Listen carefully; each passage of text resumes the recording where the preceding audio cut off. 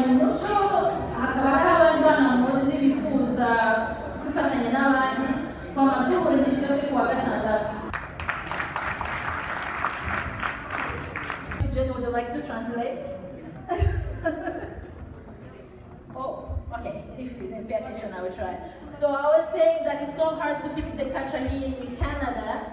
As you can see. Umunsi mukuru waryoshe, turashimiye abantu bashoboye kwitaba urubanza kuri uno munsi. Hanyuma nibaza ko twese turiko turaryoherwa kandi intumbero y'urubanza twari gushira abantu hamwe kandi nibaza ko byagenze neza biriko biragenda neza mu kandi.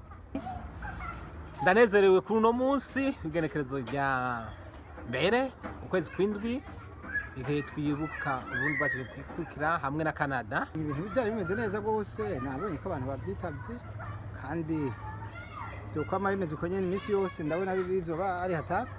Murakoze neza no kwigina intsinzi y'intahe yo kwikukira ku Burundi na Canada.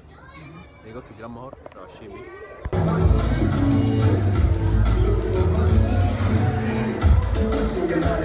If you don't mind standing up, so we get a new camera.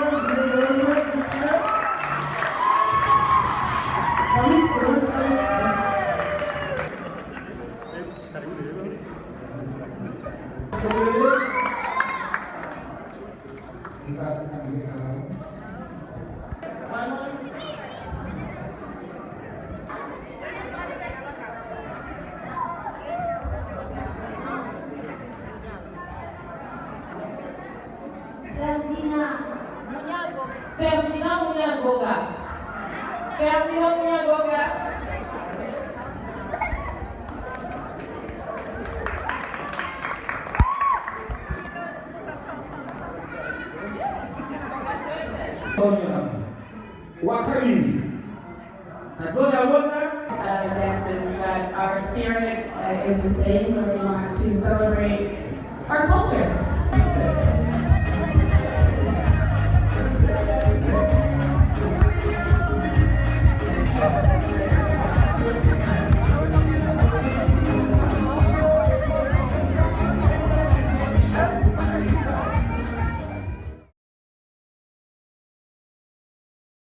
In the middle, Sean, right back, left back.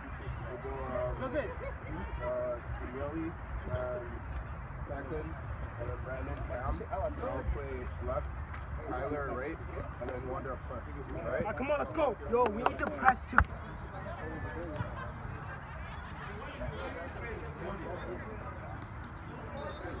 Yeah. Hey, try to get it. Good game, man. Good. I know, man.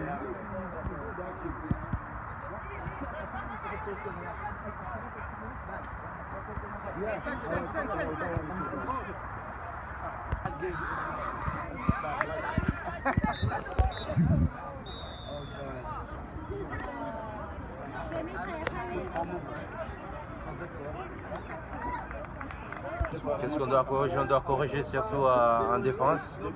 Et il doit y avoir beaucoup de communication aussi. Okay, it's the beginning. No, this is the beginning. This is the first time. Right? For next year, we're ready for it. This is the beginning. This is the beginning.